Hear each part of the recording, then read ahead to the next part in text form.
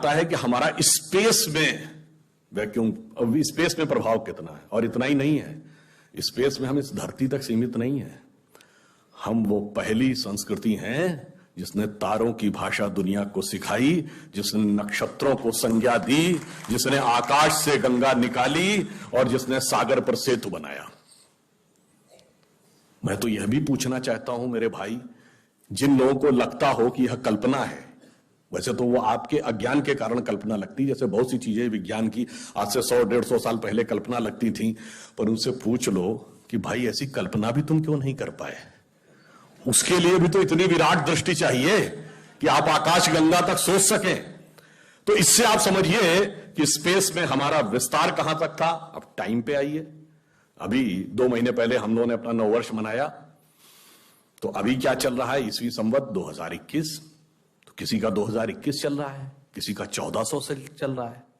हमारा वैसे टेक्निकली ही सबसे पुराना है 2071, उससे पहले 5100 से अधिक युधिष्ठिर संवत, और हमारा सबसे पुराना संवत क्या है, ब्रह्म संवत, जो 1,97,40,40,28,000 कुछ 100, मुझे एग्जैक्ट फिगर नहीं याद है, वहां तक 1.97 बिलियन ईयर्स। बाकी दुनिया में कोई भी सभ्यता 1000 से ऊपर नहीं जा पाई। किसी संस्कृति में कहा गया 14,000 साल पहले दुनिया बनी, किसी ने कहा 7,000 साल पहले दुनिया बनी, किसी ने कहा 30,000 साल पहले दुनिया बनी। कोई 1 लाख तक भी नहीं पहुंचा, और हम 1.97 बिलियन तक पहुंचे। और इसकी प्रामाणिकता क्या है, इसकी वैज्ञानिकता क्या है, इसका प्रमाण देता है दुनिया का सबसे बड़ा कॉस्मोलॉजिस्ट कार्ल सेगन। और ये कार्ल सेगन कोई छोटा मोटा आदमी नहीं था। आप में से जो लोग विज्ञान में रुचि रखते होंगे उनको पता होगा कि first man made object which has gone beyond solar system, सौर मंडल के परे जाने वाला पहला मानव निर्मित उपग्रह वॉयेजर है, जो 1978 में छोड़ा गया था। उस वॉयेजर में एक संदेश अंकित किया गया, उसमें चित्र भी बने हैं, भाषाएं भी लिखी हैं, तरह तरह की वॉइस रिकॉर्डिंग भी है। उस संदेश को जिस कॉस्मोलॉजिस्ट ने बनाया उसका नाम है कार्ल सेगन। तो आप समझिए वो कितना बड़ा और कितना महत्वपूर्ण व्यक्ति था। और कार्ल सेगन लिखा है, only the ancient cosmological calculations of Hindus matches with the modern scientific calculations because they went to the billions। और आज हम मानते हैं कि 4.5 बिलियन ईयर है अर्थ की आयु, 1.97 बिलियन हमारे यहां मानी गई। कार्ल सेगन कहता है others were not able to even reach 100,000 and Hindus have calculated up to billions. तो अब ये एक वैज्ञानिक कह रहा है कि हमारा टाइम में कितना लंबा व्याप है और स्पेस में कितना लंबा व्याप है। तो आपको यह समझना चाहिए कि जिसे हम सांस्कृतिक राष्ट्रवाद कहते हैं वो कितना गहरा और गंभीर है। अब मैं आपसे कभी पूछूं कि दुनिया में सभी धर्म संस्कृतियां दावा करती हैं कि हमारे पास बिल्कुल अलग विचार है, हमने बड़ा अच्छा विचार दिया है। अगर हम आपसे पूछें कि हमारी संस्कृति में ऐसा क्या है जो दूसरे में नहीं है, बहुत से लोग कहेंगे साहब उसमें बड़ा सदाचरण की बात कही गई, नैतिकता की बात कही गई। तो लोग कहेंगे ठीक है भाई, दूसरी जगह भी कही गई, शायद कोई फॉलो करता है या नहीं करता। पर मैं अगर आपसे पूछूं कि वो चीज बताइए जो हमारे यहां लिखी और दूसरी जगह लिखी ही नहीं, वो क्या है? आप सबने नाम सुना होगा, Vedic mathematics. Have you ever heard of mathematics as a part of religious text? ये सिर्फ हमारे यहां है। गणित धार्मिक पुस्तक का हिस्सा है। Ayurveda medical science, it is globally accepted as a structured medical science, by name itself is a part of Vedas. Medical science धर्म ग्रंथ का हिस्सा हो, गणित धर्म ग्रंथ का हिस्सा हो, ये दुनिया में कहीं नहीं। बाकी जगह विज्ञान और गणित का धर्म से संघर्ष है, हमारे यहां वो धर्म ग्रंथ से उद्भूत हो रहे हैं। ये फंडामेंटल डिफरेंस है हमारे और उनके बीच में। और इतना ही नहीं, मैं कभी आपसे, आप लोगों ने ध्यान दिया हो अगर गणित की जो खोज है, वैसे तो बहुत सारी चीजें थी जो अंग्रेजों के आने के बाद छुपा दी गई, क्वाड्रेटिक इक्वेशन हो, अलजेब्रा हो, ट्रिग्नोमेट्री हो, ये सारी चीजें। मगर एक ऐसी चीज है जो कमोबेश सभी लोग मानते हैं, चलो ये तो मान ही लेते हैं कि भारत ने दिया। वो क्या था? शून्य। अब कहा जाता शून्य किसने दिया? आर्यभट्ट ने खोजा। अरे भाई आर्यभट्ट ने खोजा नहीं, आर्यभट्ट की किताब में पहली बार तुमको लिखा हुआ मिला।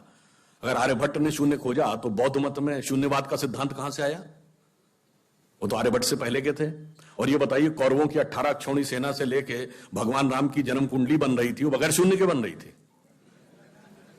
वास्तविकता यह है कि शून्य वेदों से निकला और वो इस बात को स्वीकार करने को तैयार नहीं होते थे कि धर्म ग्रंथ से निकलता है, इसलिए उनको छटपटाहट थी, इसलिए वो कहने का प्रयास करते हैं किसी और ने निकाला था। और समस्या क्या है, हमारे यहां तो भगवान राम की जो कुंडली निकली है वो जब नासा के प्लैनेटोरियम सॉफ्टवेयर में डाली गई तो 7114 समथिंग बीसी की डेट निकल आई। अब बताइए, वैसे तो मैं नहीं मानता कि वो डेट सही है, उसके अंदर नक्षत्रों का कैलकुलेशन किया जाए तो बहुत पीछे आएगा, परंतु बताइए, उन लोगों ने हमको समझा दिया कि हम अवैज्ञानिक हैं और हम अंधविश्वासी हैं, जिनमें किसी एक के यहां लिखा है कि धरती चपटी है और एक के में लिखा धरती चारों तरफ सूरज घूमता है। और ऐसे महान ज्ञानदेव पाड़े लोगों ने हम लोगों को समझा दिया कि हम अनसाइंटिफिक थे और धरती को चपटी और धरती को इस सौरमंडल का केंद्र कहने वाले लोग वैज्ञानिक थे। आज भी जब सूर्य ग्रहण या चंद्र ग्रहण होता है, आप नासा की ऑब्जर्वेटरी बताती है ना, 1950 से पहले नासा नहीं था। आप जाके पूछिए, गांव में कोने में बैठे हुए किसी पंडित से कहिए, पंडित जी पंचांग में देख के बताओ सूर्य ग्रहण कब है, और जो वो हमारा पंचांग बताता है और जो नासा की ऑब्जर्वेटरी बताती है, कभी उसमें दिन तो छोड़िए, घंटे और मिनट का भी अंतर देखा है? हमारा तो कैलकुलेशन 5500 साल से एज इट इज चला रहा है, और उसके बाद उन्होंने हमें बताया कि हम अवैज्ञानिक हैं। आज भी आप बताइए, उत्तर भारत में उतना नहीं दिखता, दक्षिण भारत के मंदिरों में जाइए, नवग्रह बने हैं तो सूर्य केंद्र में है कि धरती केंद्र में है? सूर्य के 7 किरणें होती हैं, 7 घोड़े सूर्य के बने कि नहीं मंदिरों में? अब बताइए, ऐसा हमारे दिमागों में भर दिया जाता है। हम सब ने, हम लोगों ने भी विज्ञान में पढ़ा कि सबसे पहले 9 ग्रहों की खोज किसने की? केपलर ने। Kepler's law of planetary motion. हम सब ने, जिसने फिजिक्स पढ़ी होगी 10वीं 11वीं 12वीं में, कभी न कभी Kepler's law of planetary motion पढ़े होंगे कि केपलर ने सबसे पहले बताया कि 9 ग्रह होते हैं। अब ये बताइए, इधर जब हम पूजा करते हैं तो पंडित जी हाथ में जल ले क्या बोलते हैं? ब्रह्मा मुरारी त्रिपुरांतकारी भानु शशि भूमि सुतो बुधश्च और गुरुश्च शुक्र शनि राहु केतु सर्वे ग्रहा शांति करो भवन्तु। अब ये 9 ग्रहों के नाम केपलर बताए थे कि पंडित जी बताए हैं? और हजारों साल से बता रहे हैं। और उसमें मजे की बात यह है कि मंगल के लिए भूमि सुत, यानी भूमि का बेटा, धरती का बेटा शब्द है। या अब जाके साइंस ने यह कन्फर्म किया है कुछ समय पहले कि एक थ्योरी है कि कभी एक जमाने में बहुत बड़ा एस्टेरॉयड टकराया था कि धरती से, और धरती का एक टुकड़ा अलग हो गया था, वही टुकड़ा बाद में मंगल बन गया। और भूमि सुत हमारे यहां लिखा हुआ, मंगल के पर्यायवाची में भूमि नंदन भूमि सुत जैसे शब्द है। अब आप देखिए क्या वैज्ञानिकता है और कैसे उसको इसमें सम्मिलित किया गया। मैंने क्यों बताया, हमारे यहां विज्ञान और धर्म इस कदर एक मत है कि ये उनकी बुद्धि परप्लेक्स हो जाती है कि कैसे हो सकता है। अब मैं शून्य पे आता हूं, हमने शून्य खोजा, मगर महत्वपूर्ण बात है हमने शून्य क्यों खोजा, हम शून्य खोजने में सफल क्यों हुए और वो क्यों नहीं सफल हो पाए।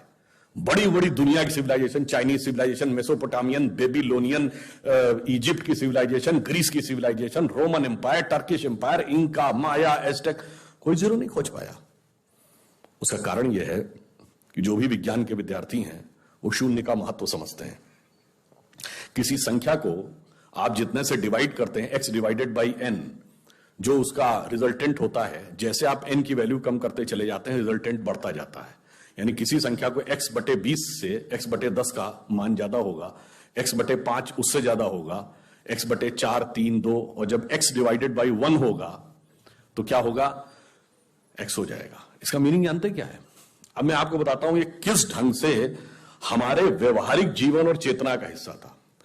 आप लोग कभी ये सोचिए कि आपको जीवन में क्या अच्छा लगता है और अच्छा लगना क्या है। मैं बिल्कुल साइंटिफिक एक्सप्लेनेशन की बात कर रहा हूं। Happiness is considered to be an energised state of mind. जब आप खुश होते हैं तो आप ऊर्जा महसूस करते हैं अपने मन में, मस्तिष्क में।